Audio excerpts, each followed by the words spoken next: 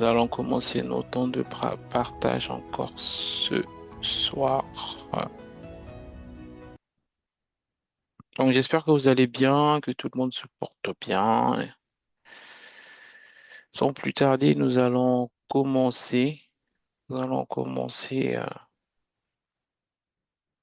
ce temps de partage. Ensuite, prier. Nous allons élever nos voix. Nous allons prier et recommander ces temps entre les mains du Seigneur. Et puis, nous allons commencer le partage. Nous pouvons élever nos voix et remercier le Seigneur et recommander ces moments entre les mains du Seigneur. Père de grâce, Père de bonté, nous voulons encore te dire merci. Merci pour cette reprise après plusieurs semaines, plusieurs mois même. Depuis les 21 jours, nous n'avons pas eu de temps de partage ensemble. Seigneur, nous voulons encore te recommander cette session. Nous voulons te dire merci pour le camp spécial que nous avons eu la semaine dernière. Merci pour les différentes activités. Merci d'avoir été avec nous. Merci de nous avoir permis, Seigneur, de nous détendre, Seigneur. Nous voulons encore te recommander ces moments que nous passerons, Seigneur. Nous demandons que tu conduises toutes choses par ton esprit, Seigneur. Merci de ce que tu veux nous bâtir. Et voilà pourquoi tu nous réunis encore ce soir. Nous demandons que ton esprit soit au contrôle de toutes choses. Conduis-nous, dirige-nous, porte-nous. Seigneur, que tout ce qui va être fait ici soit inspiré, conduit par toi. Nous avons besoin de toi. Tu sais combien de fois nous ne pouvons rien sans toi. Nous avons soif de toi, soif de te connaître, soif de connaître ta réalité, soif de connaître ta vérité. Soif, Seigneur, de marcher sur le chemin que tu as prévu pour nous. Père, nous recommandons, Seigneur, ces temps de partage entre tes mains. Merci de ce que tu nous conduis par ton esprit. Conduis-nous, Seigneur, dans toute la vérité. Nous refusons, Seigneur, de marcher dans le mensonge. Nous refusons de marcher, Seigneur, dans les demi-vérités. Nous demandons, Seigneur, encore ce soir, accorde-nous la grâce de marcher dans la pleine vérité. Nous refusons, au Père, de marcher, Seigneur Père, dans les demi-vérités, dans le à peu près. Accorde-nous la grâce, Seigneur, d'avoir l'entière révélation de ce que tu veux nous partager. Seigneur, merci encore pour ces instants. Nous prions que tu disposes nos cœurs. Dispose le cœur de chacun afin que nos cœurs soient réceptifs à ta parole, que toute forme de raisonnement, que toute forme de hauteur qui se lève contre la connaissance de Christ, Seigneur, soit brisée au nom de Jésus. Merci encore pour cette session. Merci de disposer l'atmosphère. Seigneur, nous fermons le ciel à toute activité satanique et démoniaque. Nous déclarons, Seigneur Père, que seul le Saint-Esprit, Seigneur, est en mouvement là où nous nous trouvons, dans les lieux où nous nous trouvons. Merci de ce que tu nous gardes focalisés sur Christ, nos pensées focalisées sur toi, au nom de Jésus. Merci, Père. Te recommandons toutes choses. Nous plaidons le sang de Jésus sur cette réunion et nous déclarons, Seigneur, que tu conduises toutes choses. Au nom de Jésus. Amen. Amen. Amen. Amen. Amen. Bonsoir à tous, bonsoir à Amen, amen. toutes. Bienvenue encore sur nos temps de partage.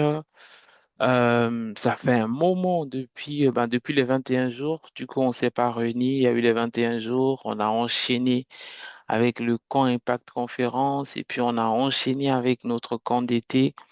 Et ça fait plaisir de revoir, même si ça m'a permis de prendre des vacances. Hey! Mais voilà, on est content de se revoir. Je suis content de voir chacun de vous.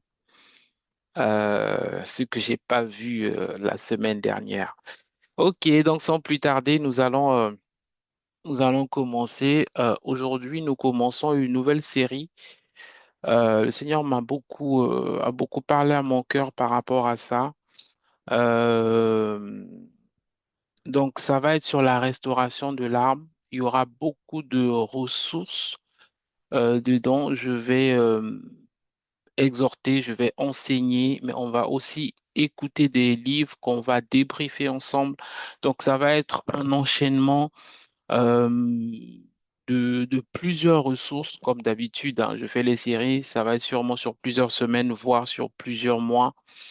Euh, pourquoi, euh, pourquoi on doit parler de la restauration de l'âme?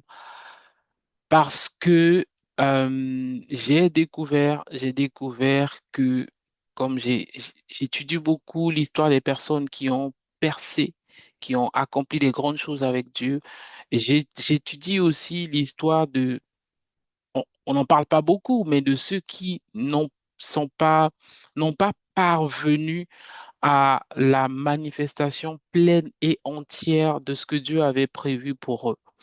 Et j'ai remarqué que ce qui a fait la différence entre les deux, il y en a qui ont travaillé sur leur âme, c'est-à-dire qui ont vu leur âme être restaurée. C'est pas du jour au lendemain, mais complètement, mais progressivement, ce qui leur a permis de tenir. Et ceux qui n'ont pas travaillé à ce que leur âme soit restaurée, la majorité des cas n'ont pas accompli pleinement et entièrement la volonté de Dieu. Et la semaine dernière, j'ai prêché le protocole divin qui permet à Dieu de t'emmener sur ce qu'il a prévu pour toi. Et en fait, cette semaine encore, le Seigneur me parlait en disant, ton protocole, c'est très bien, mais malgré ton protocole, si ton âme n'est pas restaurée, tu ne pourras pas accomplir le protocole que tu as enseigné. Donc, l'âme est à la base de toute chose. Et le Seigneur m'a ramené sur sortir des prisons intérieures. Et donc, j'ai commencé à réécouter encore. Et pourtant, je l'ai déjà écouté. Je ne sais plus combien de fois j'ai écouté ce livre-là. J'ai commencé à réécouter. Ça me faisait tellement du bien. J'ai dit non, mais il faut qu'on reparle dessus. Faut vraiment qu'on reparle dessus. Donc, ce soir, on va commencer cette première partie. Donc, je vais juste introduire, partager deux versets avec nous et puis nous allons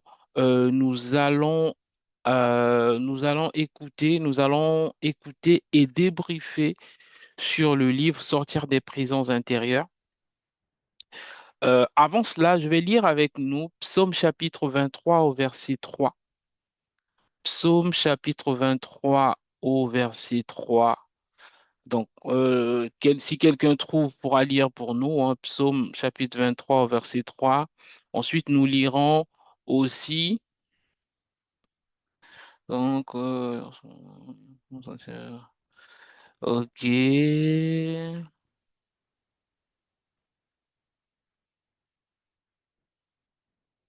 Alors, non, c'est pas ce que je veux. Alors, je vais trouver quelque chose.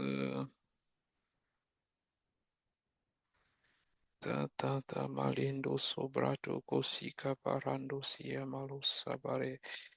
Je cherche quelque chose. Voilà, merci Seigneur. Ok, donc psaume 23. Ensuite, euh,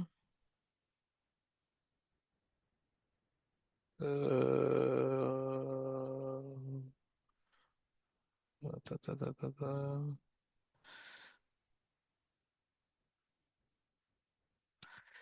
Ok, ok. Ce n'est pas ce n'est pas ce que je veux. Juste un instant, je vais retrouver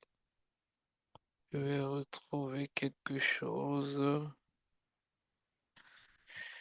Seigneur, merci. Ande kabalo soprate sepiriandos. Ok, bon, c'est pas grave, on va commencer par ça.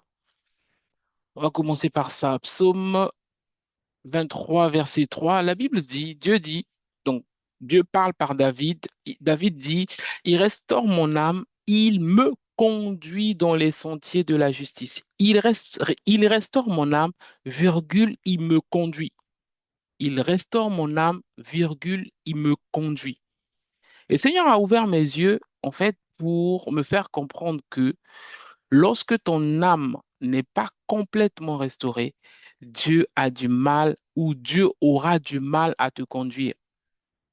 Je répète, lorsque ton âme n'est pas complètement restaurée, parce que l'âme est notre siège des émotions, est le siège des sentiments, des ressentis.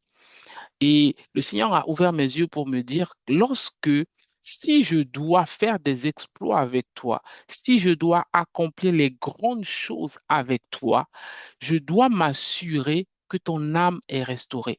Parce que si ton âme n'est pas restaurée, je ne pourrai pas te conduire. Et si je ne peux pas te conduire, je ne peux pas t'utiliser. Et si je ne peux pas t'utiliser, je ne peux pas accomplir des exploits avec toi.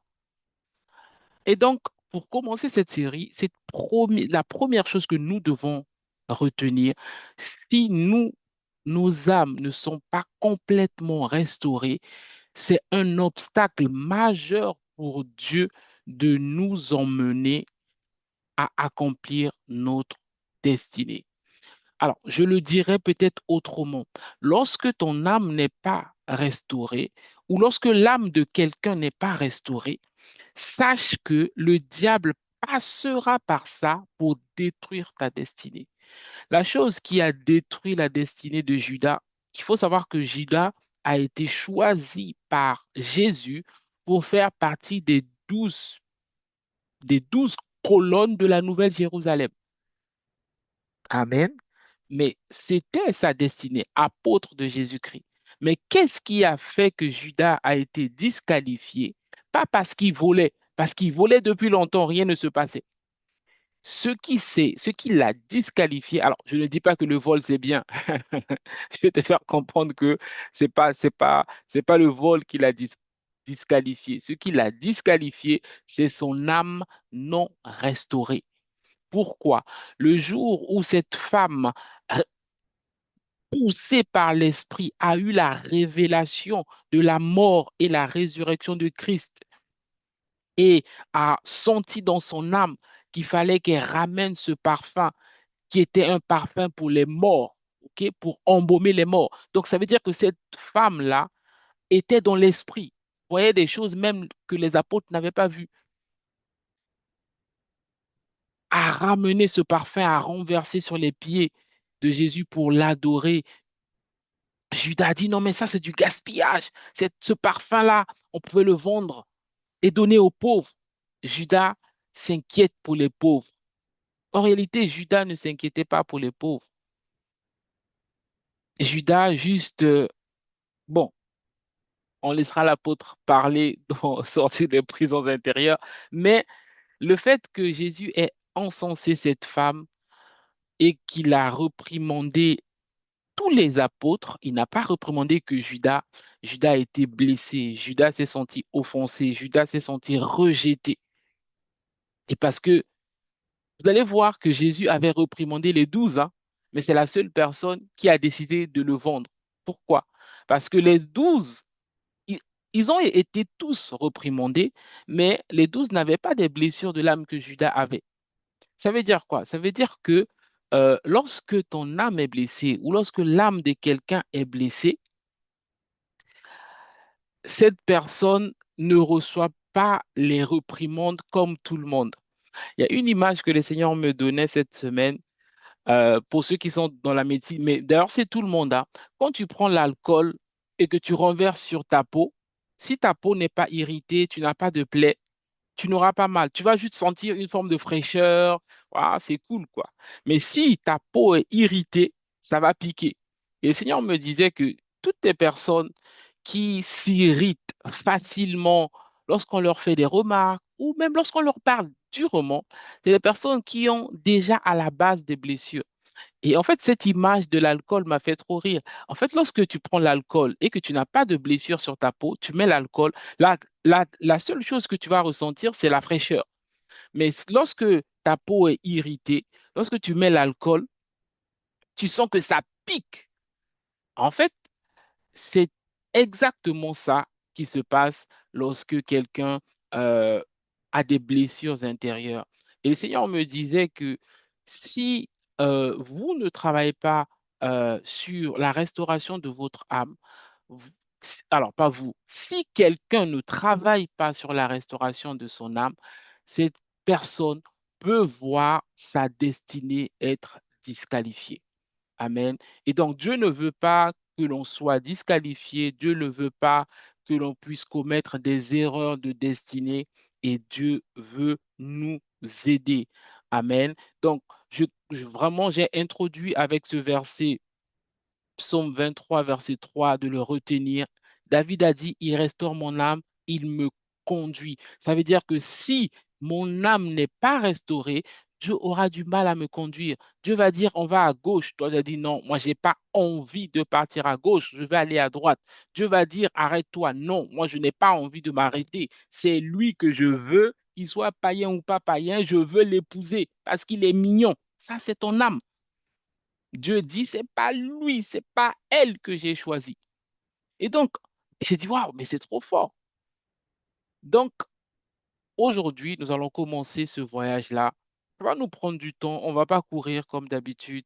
On demande vraiment au Seigneur de nous conduire pas à pas pour que nous puissions être délivrés. Que quelqu'un me dise Amen. Ça s'adresse à nous tous, même Amen. si tu estimes, Amen. d'ailleurs, même lorsque tu estimes que ton âme est restaurée, ça veut dire vraiment déjà que toi-même tu as un problème. Parce que c'est un travail. Amen. Donc, aujourd'hui, nous allons commencer, nous allons écouter quelques audios. Donc, aujourd'hui, nous commençons sur sortir des prisons intérieures. Sortir des prisons intérieures. On va écouter deux, trois audios, ensuite on va débriefer. Et progressivement, dans d'autres sessions, voilà, je vais sûrement voilà, faire des enseignements sur certains aspects. OK? C'est un domaine vraiment vaste. OK? Ça parle à tout le monde. OK? Même si tu as déjà écouté ce livre, s'il te plaît, ouvre ton cœur parce que Dieu veut te parler. Même si tu l'as déjà lu, mâché des pages, avalé, ouvre ton cœur. Dieu veut nous parler. Moi-même, je l'ai écouté, je ne sais plus combien de fois. Mais quand je réécoutais encore cette semaine, ça m'a fait encore beaucoup de bien. Et donc, c'est ce que je nous encourage vraiment à avoir un cœur humble, pas un cœur orgueilleux en disant, ouais, mais ça, je connais déjà, qu'est-ce que je vais apprendre de nouveau? Et ça aussi, c'est une forme de forteresse. C'est de se dire que moi, je ne peux pas apprendre de ce que j'ai déjà lu. Alors que lorsqu'on lit la parole de Dieu, le même verset, Dieu nous ouvre les yeux et nous apprenons. Donc, je vais couper ma caméra ce soir et puis nous allons écouter quelques parties. Ensuite, nous allons débriefer si vous êtes d'accord. Donc, sans plus tarder, je vais juste m'assurer que le partage prend l'audio. Donc, voilà, l'audio, c'est bon.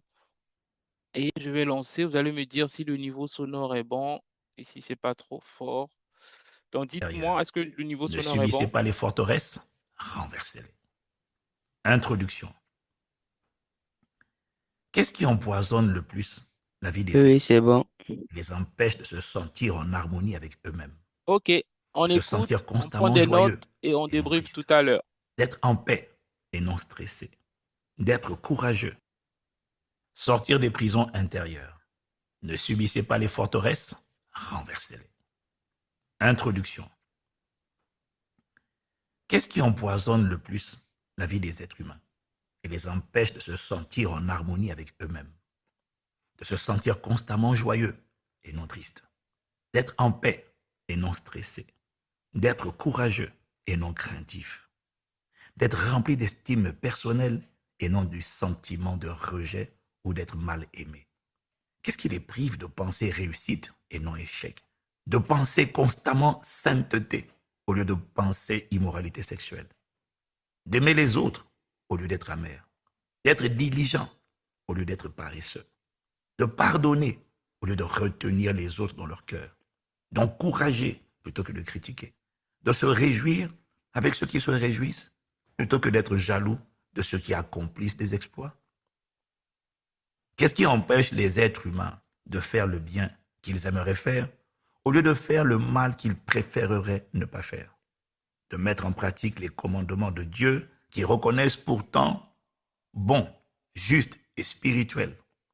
En effet, quelle personne remplie de bon sens pourrait nier le fait qu'il y a plus de bonheur à aimer plutôt qu'à haïr, à avoir la foi plutôt qu'à avoir peur, à faire preuve de courage plutôt qu'à être découragé?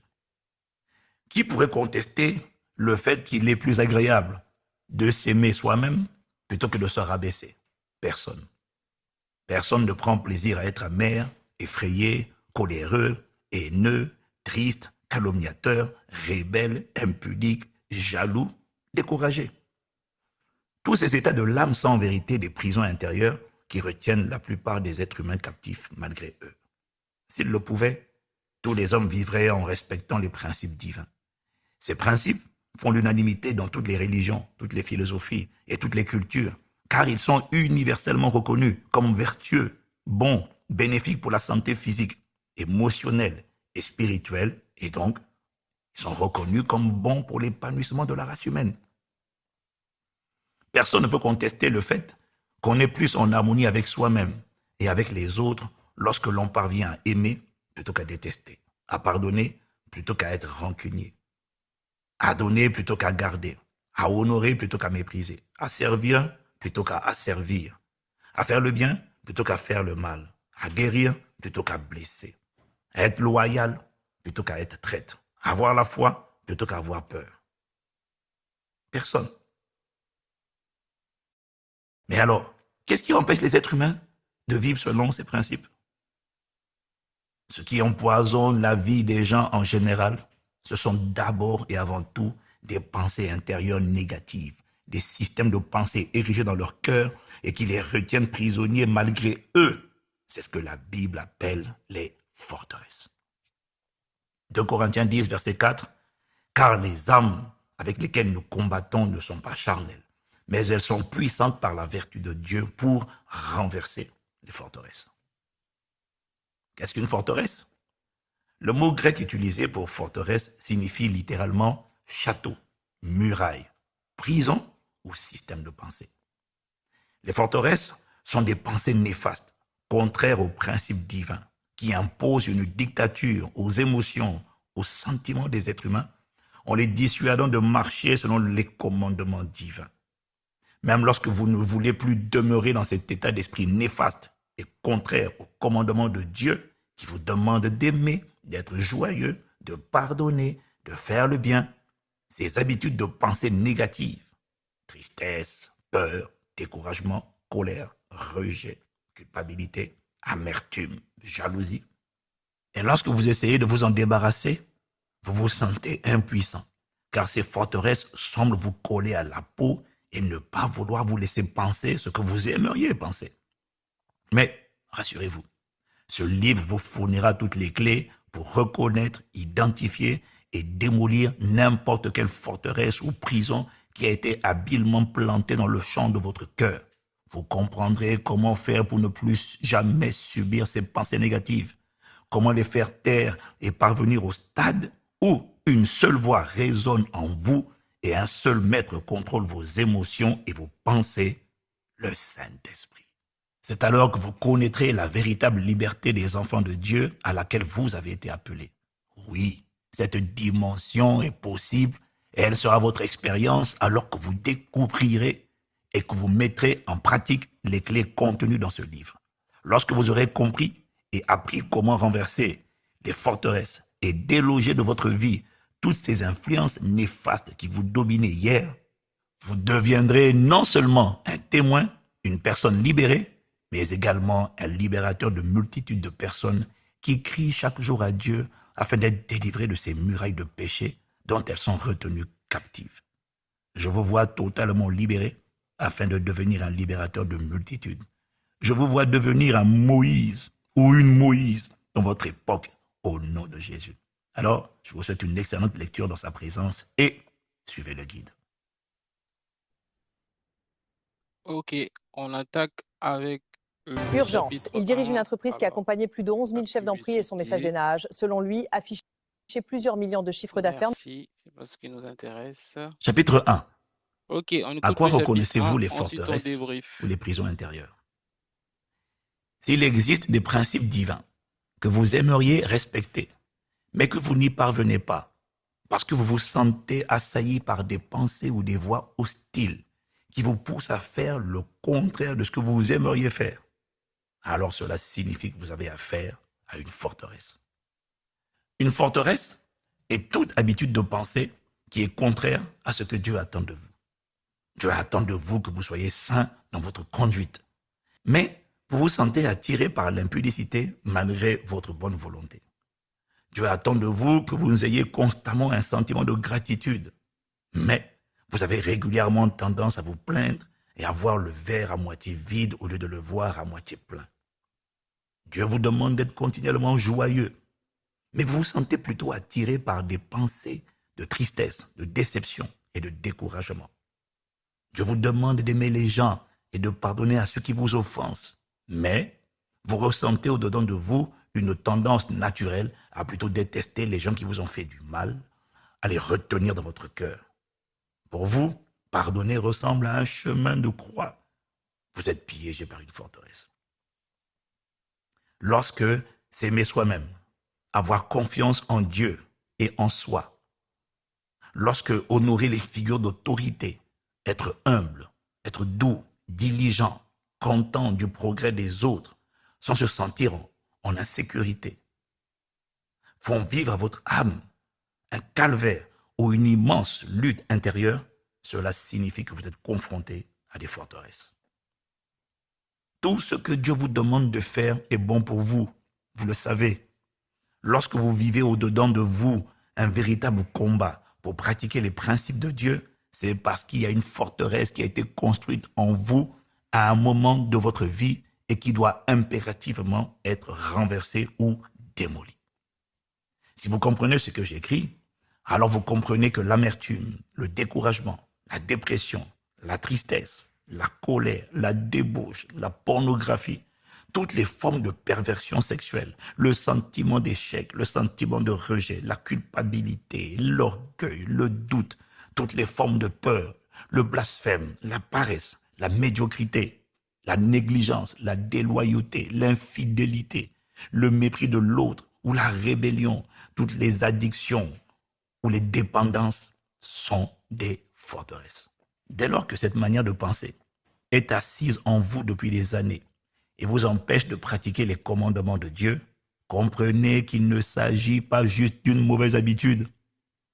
Jacques dit que toute excuse que vous entendez au-dedans de vous et que vous donnez pour ne pas pratiquer une instruction divine ou un commandement est une forteresse. En l'occurrence, il s'agit de ce qu'on appelle un faux raisonnement. Jacques chapitre 1, au verset 22, il dit « Mettez en pratique la parole et ne vous bornez pas à l'écouter en vous trompant vous-même par de faux raisonnements. » Un faux raisonnement correspond à toute manière de penser persistante qui vous fournit des bonnes raisons de ne pas mettre en pratique les commandements de Dieu. Il est impossible d'énumérer toutes les forteresses, comme il est impossible d'énumérer le nombre de faux billets de 10 € en circulation dans le monde. Comment alors reconnaître un faux billet? C'est simple. Il suffit de prendre le temps d'étudier minutieusement le vrai billet de 10 € avec ses différents niveaux de sécurité. Ainsi, lorsque vous serez confronté à un faux billet, vous saurez que s'il ne comprend pas tous les niveaux de sécurité du vrai billet, alors il s'agit d'un faux. De même, il suffit d'étudier bien attentivement les Écritures pour reconnaître une forteresse. Toute manière de penser qui n'est pas conforme aux Saintes Écritures, à la pensée ou au principe de Dieu, est une forteresse. Ces pensées négatives persistantes, qui s'expriment parfois sous forme de voix intérieure, fournissent à chacun toutes sortes de raisons pour justifier qu'il n'est pas possible de faire ce que Dieu demande. Lorsque Dieu vous dit « donne », une voix intérieure vous explique que si vous donnez, il ne vous restera plus rien pour vivre et prendre soin de vous-même. Alors soudainement, vous avez peur de donner. C'est une forteresse de pauvreté. Lorsque Dieu vous dit, je t'aime d'un amour éternel, une voix intérieure vous dit, c'est faux. Personne ne t'a jamais aimé. Regarde comment ton père t'a rejeté. Il n'a pas été présent pour toi. Personne ne t'aime. Et le mieux pour toi serait que tu mettes fin à tes jours, car personne ne veut de toi. Ça, c'est la forteresse ou la prison du rejet. Lorsque la douce voix de l'esprit vous dit, et foi en Dieu, une autre voix s'empresse de vous rappeler que votre situation sent déjà tellement mauvais qu'il est inutile d'espérer quoi que ce soit. Ça, c'est la forteresse ou la prison du doute. Lorsque vous traversez une épreuve douloureuse de votre vie, Dieu vous demandera toujours de lui rendre continuellement grâce en toutes choses, et ce, quoi qu'il arrive. Mais lorsque vous vous sentez tellement dégoûté, en colère contre le monde et contre Dieu, au point de refuser de rendre grâce au Seigneur, lorsque vous recevez cette conviction intérieure qu'il n'est pas possible de dire merci à Dieu en toutes circonstances, en toutes choses, en parenthèse, et non pour toutes choses. Lorsque vous traverserez une épreuve douloureuse de votre vie, Dieu vous demandera toujours de lui rendre continuellement grâce en toutes choses, et ce, quoi qu'il arrive. Mais lorsque vous vous sentez tellement dégoûté, en colère contre le monde et contre Dieu, au point de refuser de rendre grâce au Seigneur, lorsque vous recevez cette conviction intérieure qu'il n'est pas possible de dire merci à Dieu en toutes choses, alors vous avez affaire à la forteresse du blâme, de l'apitoiement ou de l'ingratitude. Vous devez être conscient qu'à chaque fois que vous n'avez pas envie, vous n'avez pas la volonté, ou que vous ne vous sentez pas capable d'obéir à un principe divin, cela signifie que vous êtes pris au piège d'une forteresse. Non, ces pensées impures, cette paresse, ce refus de pardonner, cette tristesse chronique, cette tendance à critiquer, à vous morfondre, à vous plaindre, à vous lamenter, etc. Ce ne sont pas juste des mauvaises habitudes. Ce sont des forteresses, des prisons intérieures construites en vous par l'ennemi dans le but de vous enfermer et de provoquer des dégâts, des dévastations, tant dans votre vie que celle de votre postérité. C'est ce que nous allons voir dans le chapitre suivant, mais je prie d'ores et déjà que vous en soyez préservés au nom de Jésus. Amen.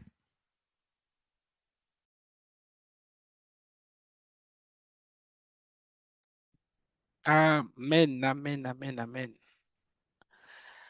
Alors, avant d'attaquer le chapitre 2, qu'est-ce que vous avez retenu? C'est quoi pour vous les forteresses? Qu'est-ce que vous avez compris des forteresses? C'est quoi pour vous les forteresses? Tu peux ouvrir ton micro. On est en train de débriefer au fur et à mesure. On va pas courir. Prends le temps. Qu'est-ce que vous avez compris de ce premier chapitre et c'est quoi pour vous les forteresses? N'hésite pas à ouvrir ton micro. Oui. Alors, j'arrête le partage. Yes. Oui, Ralph. Bonsoir papa, j'espère que vous allez bien. Bonsoir à tous. Euh, Bonsoir.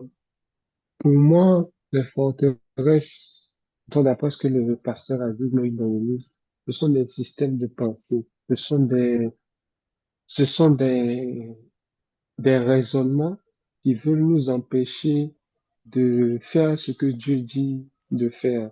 C'est-à-dire, derrière toute chose que Dieu dit de faire, c'est pour notre bien. Les commandements de Dieu, de Dieu sont bons. Comme l'a dit, mes commandements ne sont pas pénibles. Mais Mhm, il y a des forteresses qui viennent nous dire que les commandements de Dieu sont pénibles.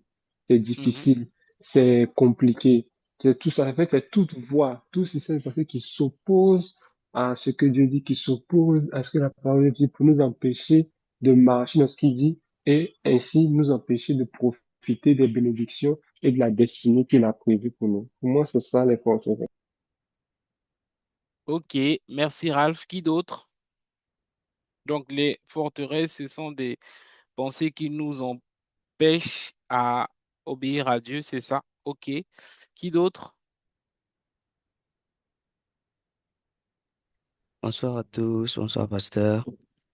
Bonsoir. Oh. Et pour moi aussi, les forteresses, comme Ralph l'a dit, ce sont des pensées érigées en nous. En fait, une forteresse, c'est une prison intérieure, en fait. La prison intérieure à l'intérieur de nous, à nous, c'est ça qu'on appelle, c'est ça une forteresse. Et Dieu peut être notre forteresse, comme il est écrit dans le livre de Psaume, David dit, Dieu est ma forteresse, c'est Dieu qui me garde, mais le diable aussi, vu qu'il aime imiter Dieu, il veut être aussi une forteresse, ou bien cette personne qui nous empêche à obéir à Dieu, en fait. Donc la forteresse, c'est, comme le mot l'indique, comme une prison, on est à l'intérieur, donc ça va dépendre, soit c'est Dieu qui sert notre forteresse, ou le diable, en fait. Ok. Qui d'autre? Merci, Haro. Qui d'autre?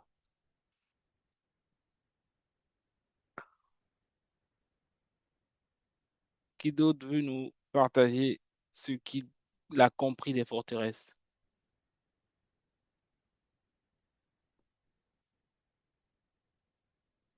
Ok, bon, pour ne pas perdre le temps, moi je vais dire quelques mots dessus. L'une des choses que l'apôtre a dit, il a dit que chaque fois où tu entends une voix intérieure qui vient contredire la parole de Dieu, ou en tout cas qui te donne une raison, entre guillemets, valable de ne pas obéir à une instruction que Dieu te donne, c'est une forteresse.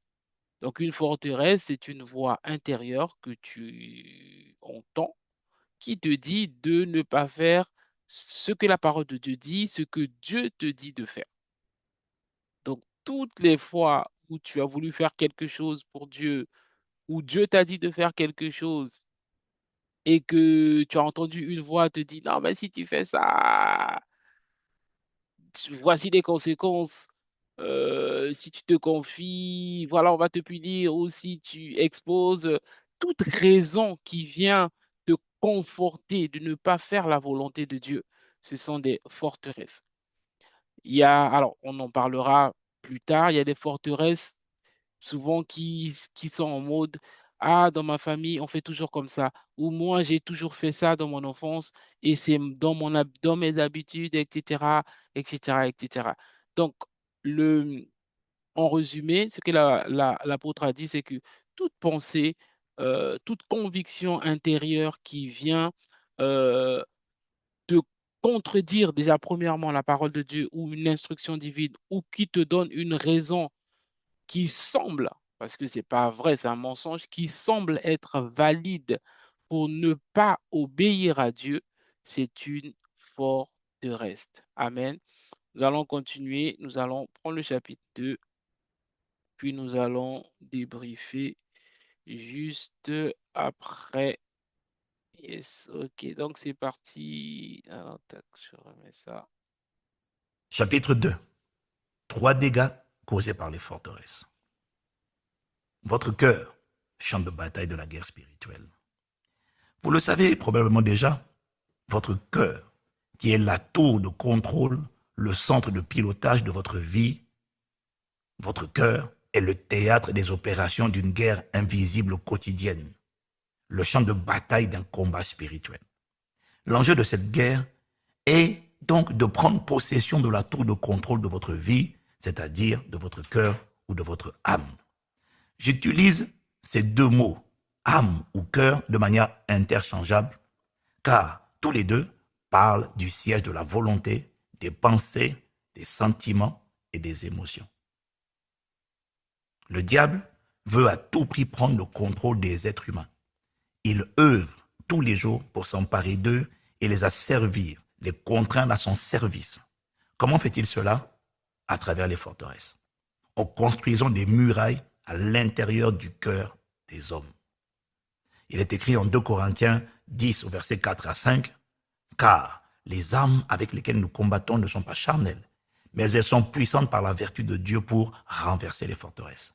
Nous renversons les raisonnements et toute hauteur qui s'élève contre la connaissance de Dieu et nous amenons toute pensée captive à l'obéissance de Christ. » Les forteresses ne sont pas construites en vous pour vous empêcher de prier, de chanter ou d'aller à l'église. Non. Elles sont là pour vous garder prisonnier de la vaine manière de penser que vous aviez dans le passé avant de rencontrer Dieu. Elles sont là pour vous garder esclaves de vos vices et de vos passions d'hier. La peur, la débauche, la jalousie, le manque de pardon, la rébellion, la calomnie, le mensonge, etc. Elles sont là pour s'assurer que vous ne marchiez surtout pas aux nouveautés de vie et que vous n'obéissiez jamais à Dieu en mettant sa parole en pratique. Même si vous êtes sortis d'Égypte, c'est-à-dire sauvés par grâce, le but des forteresses est de vous empêcher d'aller à Canaan, la dimension de votre destinée ou encore la dimension de la volonté de Dieu pour votre vie. Or, c'est à Canaan que se trouve l'héritage riche et glorieux de tout enfant de Dieu. Cependant, le diable ne l'entend pas de cette oreille. Pour lui, le mot d'ordre est simple. Même s'ils sont nés de nouveau, pourvu qu'ils n'obéissent pas à Dieu, ils peuvent prier, danser, acclamer, mais ils ne doivent surtout pas faire ce que Dieu leur demande de faire. Dieu ne doit surtout pas réussir à les conduire dans ses verts pâturages, ni les diriger près des eaux paisibles. Ces brebis ne doivent surtout pas suivre leur divin berger, ni obéir à ses instructions.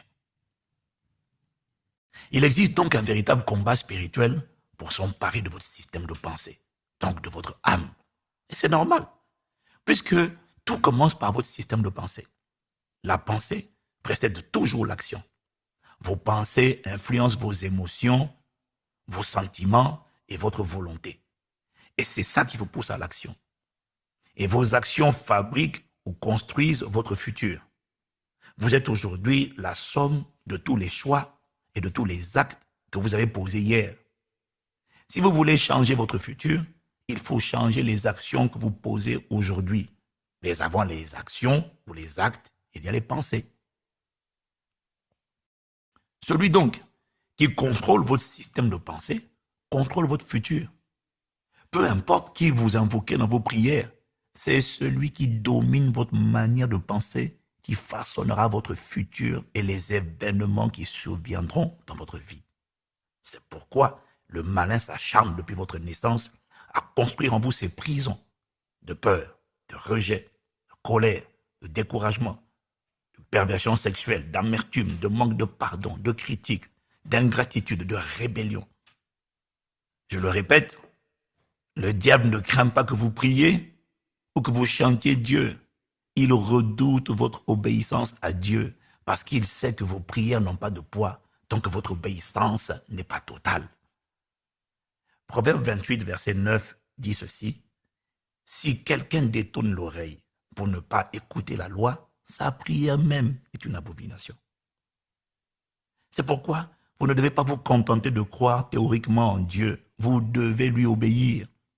Et c'est justement lorsque vous voudrez obéir, mettre la parole de Dieu en pratique, que vous serez confronté aux pensées négatives et mensongères qui chercheront à vous dissuader d'obéir à la parole de Dieu. C'est le premier dégât causé par les forteresses. Premier dégât, les forteresses vous poussent à désobéir et à vous rébeller contre Dieu.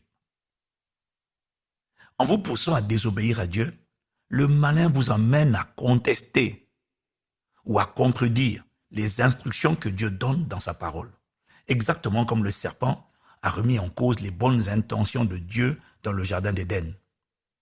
Dans Genèse 3 au verset 1, on lit « Le serpent était le plus rusé de tous les animaux des champs que l'Éternel Dieu avait fait. Il dit à la femme, « Dieu a-t-il réellement dit, vous ne mangerez pas de tous les arbres du jardin ?» Cette pensée qui remet en cause la parole de Dieu est une voix mensongère qui essaie de vous faire croire que, premier cas de figure, soit les principes de Dieu sont trop durs à appliquer, deuxième cas de figure, soit Dieu est trop dur, il ne comprend pas ce que vous vivez, tandis que cette voix intérieure, elle, vous comprend et ne vous reproche pas de ne pas mettre la parole de Dieu en pratique. En vous poussant à la désobéissance, l'ennemi est en réalité en train de vous pousser à vous rébeller ou encore à rejeter le Dieu sauveur que vous avez pourtant invité dans votre vie. En effet, dans les Écritures, le mot désobéissance est souvent utilisé de manière interchangeable avec les mots rébellion et résistance. Ils sont synonymes. 1 Samuel 15, verset 23. Il est écrit, car la désobéissance est aussi coupable que la divination, et la résistance ne l'est pas moins que l'idolâtrie et les théraphim. Puisque tu as rejeté la parole de l'Éternel, il te rejette aussi comme roi. Dans 1 Samuel chapitre 15, verset 26, il est écrit, Samuel dit à Saül, je ne retournerai point avec toi, car tu as rejeté la parole de l'Éternel, et l'Éternel te rejette, afin que tu ne sois plus roi sur Israël. Deutéronome chapitre 9, verset 7. Souviens-toi, et n'oublie pas de quelle manière tu as excité la colère de l'Éternel ton Dieu dans le désert. Depuis le jour où tu es sorti du pays d'Égypte jusqu'à votre arrivée dans ce lieu, vous avez été rebelles contre l'Éternel. Deutéronome 9, verset 24. Vous avez été rebelles contre l'Éternel depuis que je vous connais. Désobéir à la parole de Dieu, c'est tout simplement rejeter sa parole. Et rejeter sa parole, c'est le rejeter lui, car sa parole et lui sont un. Et lorsque vous persistez à rejeter Dieu en rejetant ses instructions, Dieu respectera votre libre arbitre, car il ne violera jamais votre volonté, mais vous vous exposerez à également être rejeté par Dieu. Il dit à travers Osée chapitre 4, verset 6, version second 21, il dit, puisque tu as rejeté la connaissance, je te rejetterai. Tu ne pourras plus exercer la fonction de prêtre pour moi. De même que tu as oublié la loi de ton Dieu, j'oublierai tes enfants. Autrement dit, lorsque vous persistez à rejeter ses instructions, c'est-à-dire sa parole, Dieu finira également par se retirer de vous, c'est-à-dire par vous rejeter. 2 Timothée 2, verset 12, version français courant, il dit, si nous restons fermes, nous régnerons aussi avec lui. Si nous le rejetons, lui aussi nous rejettera. C'est la triste expérience qui est arrivée au premier roi d'Israël, Saül, ainsi qu'au roi Salomon, lorsqu'ils ont tous deux enchaîné les désobéissances aux instructions que Dieu leur donnait par la bouche de ses serviteurs les prophètes. Dans 1 Samuel chapitre 15 au verset 26, il est écrit, Samuel dit à Saül, je ne retournerai point avec toi, car tu as rejeté la parole de l'Éternel, et l'Éternel te rejette, afin que tu ne sois plus roi sur Israël. Dans 1 Roi chapitre 11 verset 11, et l'Éternel dit à Salomon, puisque tu as agi de la sorte, et que tu n'as point observé mon alliance et mes lois, que je t'avais prescrites, je déchirerai le royaume de dessus toi, et je le donnerai à ton serviteur. Lorsque vous rejetez la main de Dieu, c'est le diable qui récupère votre main et qui vous attire tout entier à lui pour mieux vous emporter et vous dévorer. Et c'est exactement la raison pour laquelle il vous pousse par tous les moyens à ne surtout pas obéir à Dieu. Il veut vous récupérer afin que vous soyez tout entier à lui. Je prie que cela ne vous arrive surtout pas, car le diable est malin, méchant et cruel. Mais il a échoué dans votre vie, au nom de Jésus. Amen. Deuxième dégât, les forteresses vous empêchent de vivre la destinée glorieuse que Dieu a pour vous. Les forteresses, on l'a vu, sont donc des murailles, des systèmes de pensée, dont le but est de s'opposer au plan de Dieu pour votre vie. Et ce plan de Dieu pour vous s'appelle Canaan, l'accomplissement de votre destinée. Votre destinée est la volonté parfaite de Dieu pour vous. Votre destinée est la raison pour laquelle Jésus a versé son sang pour votre rédemption. Il vous a racheté afin de vous rendre capable d'accomplir la volonté de Dieu pour votre vie. Manifestez votre destin. Brillez par les bonnes œuvres qu'il a préparées d'avance pour vous afin que vous les pratiquiez. Éphésiens 2, verset 10. Dieu vous a donc fait sortir du monde pour vous faire entrer dans la vie de l'héritage qu'il vous a réservé en Jésus-Christ. Mais ces prisons intérieures sont là pour vous paralyser et pour vous faire errer dans les déserts de la vie, exactement comme elles l'ont fait avec la génération Moïse qui est sortie d'Égypte.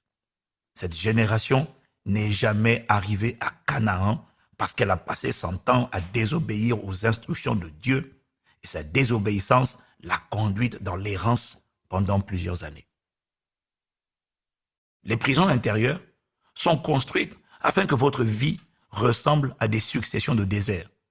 Dès l'instant où votre obéissance à Dieu n'est pas totale, vous êtes comme Jonas, enfermé dans le ventre du poisson parce que des voix intérieures mensongères vous ont dissuadé de faire la volonté du Père qui était d'aller à Ninive.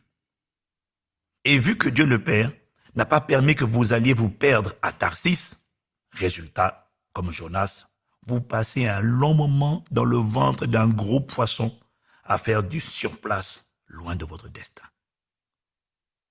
Comment vous êtes-vous retrouvé dans cette situation? Des voix mensongères vous ont mené à désobéir aux instructions de Dieu et vous ont conduit loin de la volonté de Dieu, loin de Canaan, bref, loin du destin glorieux que Dieu a pour vous. Tant que vous restez prisonnier des forteresses, vous êtes sauvé par grâce, mais vous n'êtes pas transformé. Vous êtes frustré par votre vie spirituelle. Vous êtes ressuscité comme Lazare, mais toujours bandé, toujours lié, enfermé dans une prison qui vous retient, esclave de manière de penser contraire au royaume de Dieu. Vous êtes la lumière du monde, cependant vous ne brillez pas, parce que vous n'êtes pas mature, vous êtes encore un prisonnier. Le plus difficile n'est pas de vous sortir de prison, mais de sortir la prison de vous. En vérité, si vous êtes en Christ, cela signifie que vous avez déjà été délivré de la puissance des ténèbres et transporté dans le royaume du Fils bien-aimé de Dieu. Colossiens 1, verset 13. C'est la partie du combat que Jésus a déjà remporté pour vous à la rédemption, c'est-à-dire à la croix. Colossiens 1, 13, version second 21 dit « Il nous a délivrés de la puissance des ténèbres et nous a transportés dans le royaume de son Fils bien-aimé. » Éphésiens 2, verset 6 dit « Il nous a ressuscités et fait asseoir avec lui dans les lieux célestes en Jésus-Christ. » Mais, de la même manière que le plus grand défi de Dieu vis-à-vis du peuple d'Israël n'était pas de les faire sortir d'Égypte, mais de faire sortir l'Égypte du dedans d'eux, aujourd'hui encore, le plus grand défi de Dieu vis-à-vis de nous n'est pas de nous délivrer de la puissance des ténèbres, mais il est de faire sortir la culture ou les habitudes du royaume des ténèbres de nous. En effet, étant donné que Jésus nous a déjà délivrés de la puissance des ténèbres, cette délivrance est déjà accomplie dans l'invisible. Le plus difficile n'est donc pas de vous sortir de prison, mais de sortir la prison de vous. Cela est d'autant plus vrai lorsque la prison est le seul endroit que l'on a connu depuis son enfance. Plusieurs n'ont connu comme éducateurs dans leur enfance que le rejet, que la peur d'être abandonné, la peur d'échouer, la peur de mourir, la haine, les abus sexuels, la maltraitance, les humiliations, le mépris, les injures, les critiques, la polygamie, le manque, la pauvreté, le dénuement total, l'orgueil, la débauche ou la rébellion. En d'autres termes, plusieurs ont grandi dans un environnement familial et culturel où ils ont été exposés en majorité à ce genre de climat. C'est dans ce genre d'atmosphère que le diable profite pour construire ses prisons dans les cœurs très tôt dans l'enfance, puisque les psychologues disent que 90% de la personnalité d'un enfant est formée avant l'âge de 7 ans.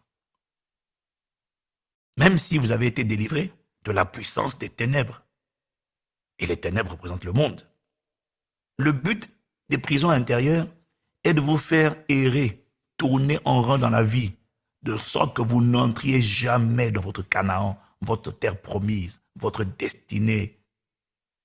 Voyez vous-même, Israël est sorti d'Égypte en une journée, mais les voix des geôliers d'Égypte, qui ont retenu les Hébreux esclaves pendant 400 ans, ont mis 40 années à sortir de leur cœur.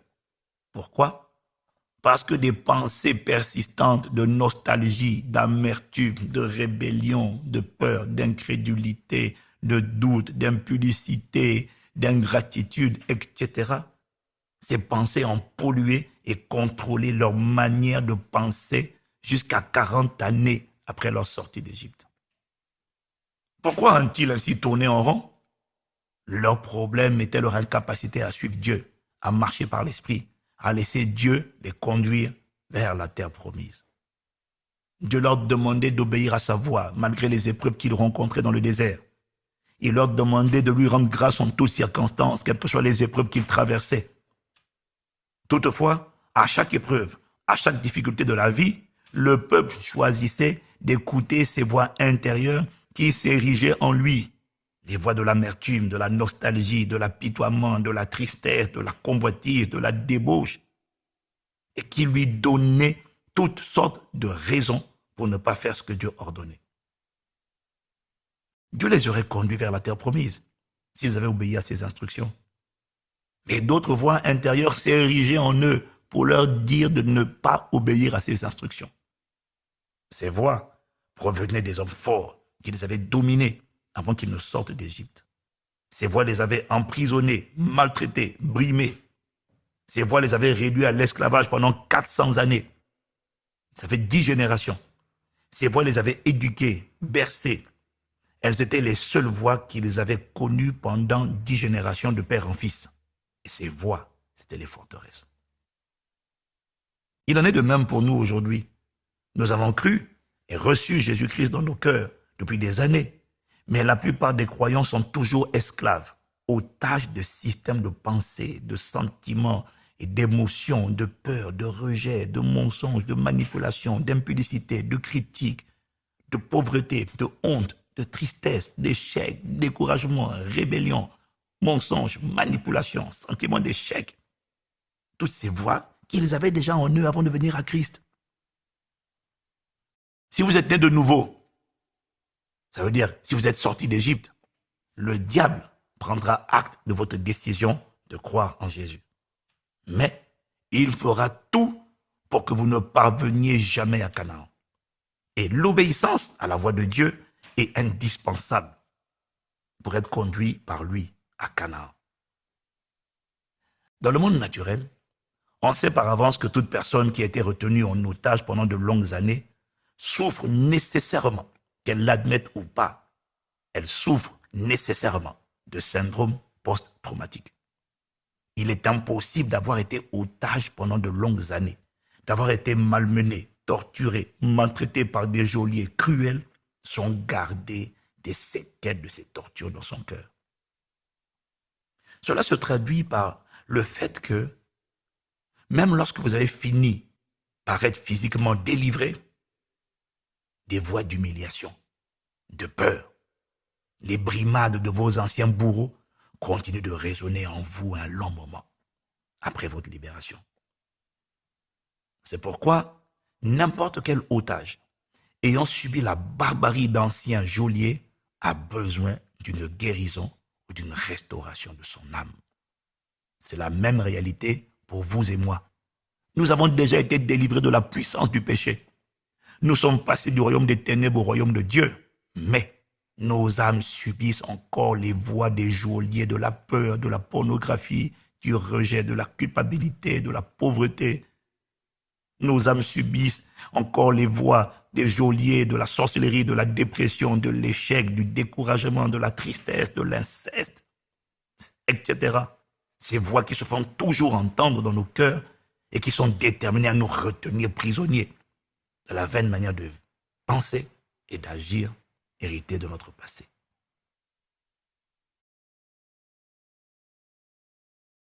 Troisième dégât, les forteresses donnent le droit légal à l'ennemi de vous tendre des pièges et de vous détruire.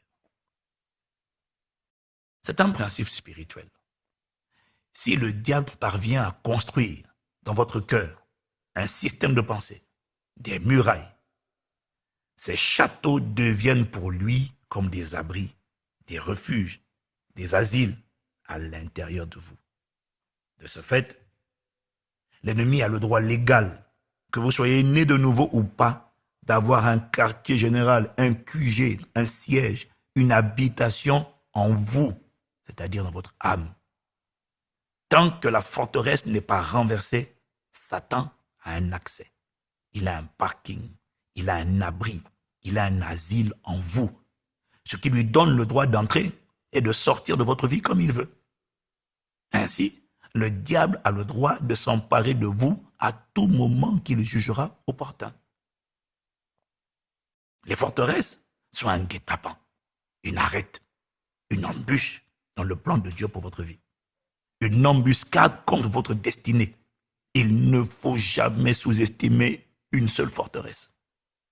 La forteresse du rejet, par exemple, ne vous empêche pas de servir Dieu, ni de travailler.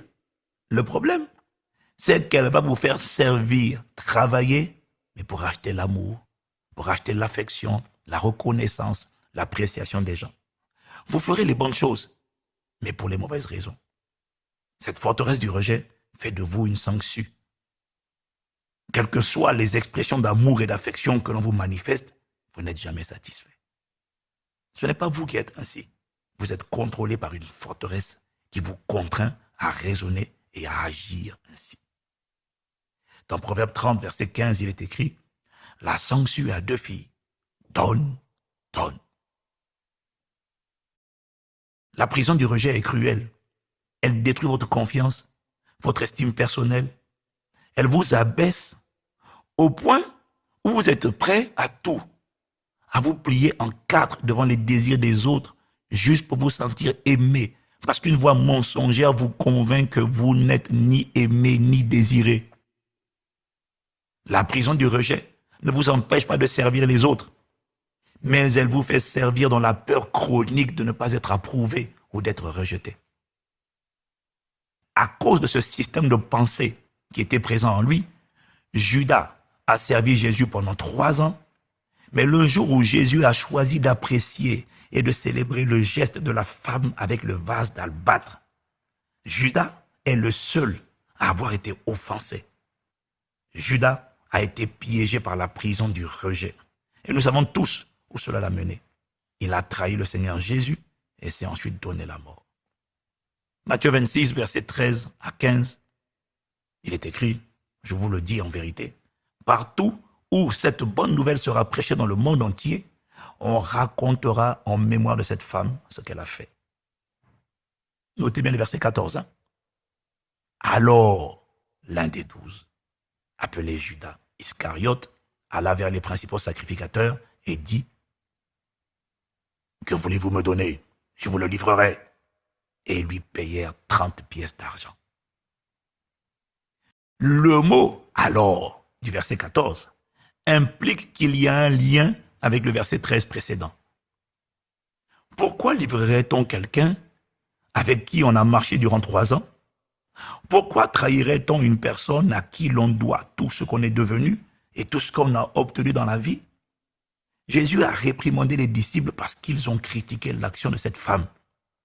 Et il a, au contraire, encensé son geste, au point de dire que son geste sera raconté partout où l'on prêchera l'évangile, la bonne nouvelle. La voix du rejet a profité de cette séquence pour envahir le cœur de Judas de pensées mensongères, telles que, tu vois, tu viens d'avoir à l'instant la preuve qu'en réalité, ce Jésus que tu sers depuis 3 ans, lui non plus ne t'a jamais aimé. Il est exactement comme ton père, il ne t'a jamais aimé. Et la preuve est qu'il vient de te rejeter en public devant les autres. Il vient de préférer cette femme à toi. Alors, il ne mérite plus ta fidélité, ni ta loyauté. Vends-le et va-t'en. Sauf qu'en vérité, Jésus n'a jamais rejeté Judas. Jésus a rejeté sa proposition, qui était également celle des autres disciples. Les autres n'ont pas mal vécu la réprimande faite par le Seigneur. Mais cette séquence a réveillé des souvenirs douloureux d'enfance de Judas. J'explique cela en détail dans mon livre « Neutraliser l'ennemi public numéro 1, la chair ». À l'instant où il a cru au mensonge de cette voix intérieure du rejet, un immense sentiment de déception, d'amertume et de trahison l'a envahi au point que Judas est allé vendre Jésus pour 30 cycles d'argent. Luc 22, verset 3. Or, Satan entra dans Judas, surnommé Iscariote, qui était du nombre des 12.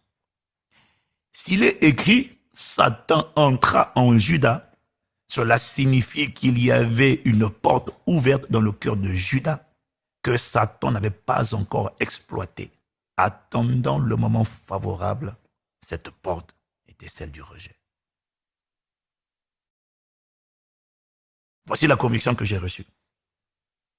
Toute personne qui garde la forteresse du rejet dans son cœur pourra servir, grandir en responsabilité. Mais un jour, le diable s'emparera d'elle pour l'amener à trahir les personnes qu'elle aime, juste à cause d'un choix qui n'aura pas été approuvé et au travers duquel cette personne s'est sentie rejetée.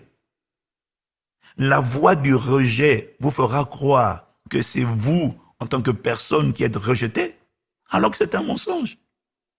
C'est pourquoi toutes les forteresses sont des pièges. Elles ne doivent pas être tolérées. Et il faut les renverser, les démolir au nom de Jésus, et ça sera votre partage à l'issue de la lecture de ce livre. Au nom de Jésus. Amen. Amen. Amen, amen, Amen, amen, amen. amen. Wow. Amen. Quel puissant livre. Quel puissant chapitre, j'ai envie de dire. Wow. Euh, c'est, c'est vraiment, c'est vraiment wow. Qui veut commenter? Qui veut dire quoi? Je sais pas quoi dire, même moi-même. Les forteresses. Alors, qu'est-ce que tu as compris? Qu'est-ce que tu veux partager? Oui, Mira. Amen. Bah, il y a tellement à dire. Il y avait tellement de choses que je sais même plus où donner de la tête. C'est juste en mode, genre, en fait, tout ce qu'il disait, j'étais juste choquée en mode que, ah ouais, donc c'est à cause de ça. Ah non. Et vraiment, je rends gloire à Dieu pour ça parce que, en tout cas, il y a tellement à dire.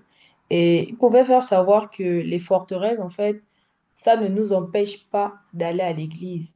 Mais elles sont là pour s'assurer qu'on n'obéisse jamais à Dieu en mettant sa parole en pratique. Donc, il faut aussi faire comprendre que tout commence par notre système de pensée, en fait. Les actions construisent notre futur. Donc, c'est que celui qui arrive à dominer tes pensées, c'est celui qui peut contrôler ton futur. Donc, si c'est le royaume des ténèbres qui domine tes pensées, c'est lui qui va contrôler ton futur. Si c'est le royaume de Dieu qui contrôle tes pensées, bah, c'est lui qui va dominer ton futur, en fait. Et ça m'a quand même... You! Hum. Et Oui, genre aussi des exemples. ça veut dire que tu peux partir toute ta vie à l'église et échouer ta vie. C'est Si tu ça! n'as pas laissé Dieu faire ce qu'il doit faire avec toi. Ah! Donc voilà pourquoi il ne faut pas accuser des églises. Non, j'ai été là, ma vie n'a pas été changée. Mais est-ce que toi, tu as obéi à Dieu? Est-ce que toi, tu as collaboré avec Dieu? Parce que le problème, c'est que dans la même église, les gens ont progressé, les gens ont grandi avec Mhm. Dieu. Dieu les a utilisés. Ils sont des signes. Et d'ailleurs, même tu racontes partout, ouais, tel pasteur, on chantait ensemble dans la même chorale. Oui, mais qu'est-ce qui s'est passé? Est-ce que Dieu l'a préféré à toi? Non. Ça veut dire qu'il y a des choses que toi, tu n'as pas collaboré avec Dieu. Et donc, n'accusons pas les églises, n'accusons pas les gens, n'accusons pas des personnes. Demandons-nous, est-ce que nous collaborons avec Dieu? Et non, c'est vraiment fort. C'est vraiment ce que Oui. tu dis aussi, Mira. Donc, je t'ai coupé, je te laisse continuer. Ouais, pas de souci, papa. Non, ça, c'est compliqué. C'est compliqué. Vous pouvez dire que le diable, genre, ne redoute pas notre... pardon, le diable, lui, redoute notre obéissance à Dieu. En fait, tout part de là. Si tu n'obéis pas à la parole, aux prescriptions, tout ce qui est donné, bah, tu peux prier. Comme quoi, tu as les forteresses, tu as tout ça là, ça ne dérange pas le diable. Donc, lui, là, son seul truc là, c'est juste d'éviter à obéir. Et je me rends compte qu'en fait, quand tu n'obéis pas, en fait, quand tu as du mal à obéir, c'est parce que quelque part, tu es ignorant de certaines choses. C'est que tu es ignorant de ce qu'il y a dans la parole. C'est que, en fait, Puis tu es parfois, on lit, ignorant de la puissance qu'il y a derrière l'obéissance. c'est ça, Ça veut dire que ignorant. l'apôtre en a parlé, il a dit que la prière d'une personne désobéissante est une abomination devant Dieu. Ça veut dire que lorsque tu vis dans la désobéissance et que tu pries, Dieu te retourne ses oreilles pour ne pas t'écouter. C'est la Bible, hein, c'est pas moi qui le dis. Hein. Faut pas être fâché contre moi en disant que le pasteur change la Bible. Non, l'apôtre l'a lu. Il a dit que la prière d'une personne désobéissante sont une abomination devant Dieu. Ça veut dire qu'on peut prier sans, toute la nuit sans que Dieu nous écoute parce qu'on vit on fait des prières alors qu'on vit dans la désobéissance à Dieu.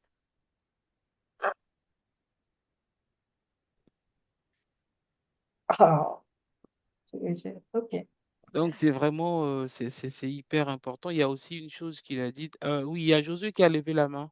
Mira, tu as fini? Oui, oui, Non. c'est bon pour moi, je vais bloquer là d'abord. Josué, qu'est-ce que tu as compris? Qu'est-ce que tu as retenu? Alors, bonsoir tout le monde. Bonsoir. Donc, c'est toujours un plaisir. Alors, ici, comme on dit souvent, la connaissance, elle est très, très importante. Donc, le manque de connaissance est une petite mort. Dans le livre d'Ésaïe, on dit, excusez-moi un peu, je vais être un peu lent. Et toi, peuple du Seigneur, tu pourras vivre en sécurité. La sagesse et la connaissance sont des richesses qui sauvent. Le respect du Seigneur, voilà C'est ton Isaïe trésor. combien? Isaïe combien? Ésaïe 11, verset 9. D'accord. Donc, l'absence de connaissance, vraiment,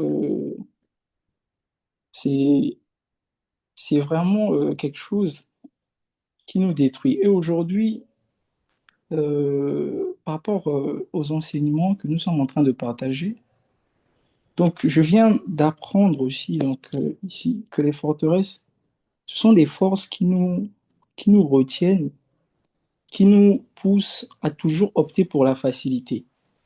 Et la facilité aujourd'hui nous empêche de progresser, d'aller de l'avant, de faire de grandes choses. Et la facilité, des fois, nous pousse aussi à désobéir, car on se dit, si en faisant telle chose qui pourrait plaire à Dieu, mais c'est assez complexe, c'est assez difficile pour nous, on se rabat automatiquement sur quelque chose de plus simple, malgré que cela peut avoir des impacts un peu négatifs en retour. Je ne sais pas si je me fais comprendre ou bien si le fond de ma pensée est assez clair. Oui, oui, j'ai compris. Qu'est-ce que toi tu as retenu? Qu'est-ce qui t'a marqué? Le but, c'est pas de Effectivement, partir loin, moi, de ce qui m'a marqué, c'est développer, vraiment, mais de dire qu'est-ce que toi tu as retenu. moi, ce que j'ai retenu ici, c'est que déjà, je viens d'apprendre une nouvelle chose. Ça, c'est très important. Et c'est quoi cette chose-là, Josué? Et cette chose, c'est vraiment de d'obéir à la volonté de Dieu ici, de ne pas rejeter la parole de Dieu ici, car en rejetant la parole de Dieu ici, étant donné que la parole, c'est lui-même Dieu, on rejette aussi Dieu ici. Ok, très bien. Est-ce qu'il y a Il y a, autre peu- chose que tu as appris? il y a ça, et aussi le plus important, c'est vraiment de sortir, c'est-à-dire les prisons de la forteresse en nous. C'est pas seulement c'est-à-dire je sors de prison, mais c'est de les sortir aussi en moi, vraiment de me détacher ici, afin de connaître autre chose ici, de découvrir vraiment la volonté glorieuse de Dieu, quoi, ici. Très C'est à bien. peu près ça. Merci, Josué. Qui d'autre, rapidement, on va clôturer. Il y a une des choses euh, que l'apôtre a dit, c'est que euh, les forteresses ne t'empêchent pas de servir à l'Église, ne t'empêchent pas de grandir en responsabilité, jusqu'au moment opportun où le diable va décider de rentrer. Ça veut dire que toi qui sers dans l'Église, toi qui progresses en responsabilité, assure-toi que tu n'es pas des portes. C'est ce qui emmène des scandales. Tu vois quelqu'un, Judas, qui a marché avec le Christ 3 ans, et tu entends ce qu'il a fait, tu commences à dire, non mais Judas, pas trois. Les gens pensent que parce que tu grandis en responsabilité, que tu prêches, que tu es immunisé. Non, c'est faux. Si tu as des forteresses, c'est que le diable a accès à toi. Il attendra le moment favorable pour te frapper. Voilà pourquoi chacun de nous doit travailler. C'est ce que nous allons faire dans cette série. Ce soir, nous allons nous arrêter là. Mais cette semaine, de jeudi à jeudi, tu vas t'asseoir, tu vas écrire toutes les choses que tu as identifiées comme des systèmes de pensée qui contredisent la parole de Dieu dans ta vie. C'est pour toi, c'est pas pour moi. Moi, j'ai déjà fait ce travail-là. Par la grâce de Dieu, je continue à le faire et je continue à progresser avec Dieu. Mais tu dois, toi, t'asseoir et être honnête avec toi-même. Quels sont les raisonnements qui viennent dans mon esprit lorsque je m'apprête à obéir à la parole de Dieu, lorsque je m'apprête à faire quelque chose que Dieu me demande de faire? Quelles sont toutes les voix qui viennent me dire non, ça ne fait pas, ça n'obéit pas, ça fait ci, ça contourne? Tu dois les écrire et tu dois décider de les combattre. C'est pour ta destinée. L'apôtre a dit dans le chapitre 1 ou 2, je ne sais plus, il dit que l'ennemi n'empêche pas les gens de rentrer dans le royaume, mais il met les forteresses pour les empêcher de rentrer dans leur destinée. Si tu veux rentrer dans ta destinée, tu dois fermer toutes les portes qui peuvent donner accès au diable. Et les portes qui peuvent donner accès au diable, c'est par les forteresses. Donc, je te donne l'exercice pour de toute façon, l'audio est sur YouTube. Vous pouvez le trouver en tapant sortir des présences intérieures pour réécouter. Mais il faut que tu travailles sur toi-même. Tu vas euh, travailler, donc tu vas réécouter le chapitre 1 et le chapitre 2. Tu vas examiner ta vie. Tu vas creuser quelles sont les forteresses qui, qui sont présentes dans ta vie, que tu aimes bien, que tu cajoles, que tu protèges et que tu vas travailler pour que le Seigneur te délivre de ça. Parce que si le Seigneur ne te délivre pas de tes forteresses, ça fera de toi un sujet de honte ou encore ce que l'apôtre Yvan appelle un sujet de scandale. Dieu va t'élever, pas Dieu va t'élever, tu vas monter, monter, monter à un niveau, le diable va te frapper, bam, et là, irrécupérable. OK, mais ça ne sera pas notre cas, ça ne sera pas ton cas au nom de Jésus. On va s'arrêter là pour aujourd'hui et nous allons élever nos voix, nous allons prier pour clôturer afin que le Seigneur nous aide. S'il a envoyé cette nouvelle série d'enseignements sur les forteresses, c'est parce que Dieu sait que beaucoup sont dedans et que tu ne peux pas accomplir ta destinée si tu es dans les forteresses. Je vais vous donner un exemple concret. Par exemple, une personne qui sert à l'église, au multimédia ou même au digital, il fait un visuel. Tu lui fais juste une remarque que ce visuel n'est pas joli, est-ce que tu peux changer? La personne va le prendre comme si tu rejettes sa personne. Alors qu'on ne t'a pas rejeté, on parle du visuel qu'on n'a pas validé. On n'a pas validé le visuel. On n'a pas validé, on n'a pas dit ta personne. Lorsque toi, tu es blessé, tu es vexé personnellement, ça veut dire que tu as un problème de l'âme. Ça veut dire que tu as un problème de l'âme. Et ça, on a vu de nombreuses fois. Tu vois, la personne commence à péter un plan parce qu'on n'a pas validé son visuel ou on n'a pas validé son texte si tu es à la com. Mais ce n'est pas toi le problème. On parle du travail que tu as fait. Tu vois? Donc, tout si toi aussi, chaque fois qu'on te fait des remarques sur un comportement que mm, que tu as manifesté et que tu le prends toujours personnellement, sache que il y a quelque chose qui ne va pas. Tu dois être capable de dissocier les remarques sur le travail que tu as fait et les remarques sur la personne que tu es. Parce que ta personne n'est pas, comment dire ça, le travail ne reflète pas la personne que tu es. Tu vois? Donc, toutes ces choses-là, nous allons travailler dessus. Mais pour cela, chacun devra prendre le temps et tu vas prier aussi. Parfois, il y a des choses qu'on ne se rend pas compte que ce sont des forteresses. Tu dois prier devant Dieu. Tu dois prier, dis Seigneur, révèle-moi des choses qui sont en moi que le diable peut utiliser demain. Il y en a qui, c'est l'orgueil. Ils sont très, très, très orgueilleux. On ne peut pas lui, lui conseiller. Sache que si tu ne travailles pas dessus, le diable va t'avoir avec ça. OK? Donc, on va s'arrêter là ce soir. J'espère que quelqu'un a été béni. En tout cas, moi, j'ai été béni vraiment de réécouter euh, Amen, Amen. amen. ce Amen. livre audio et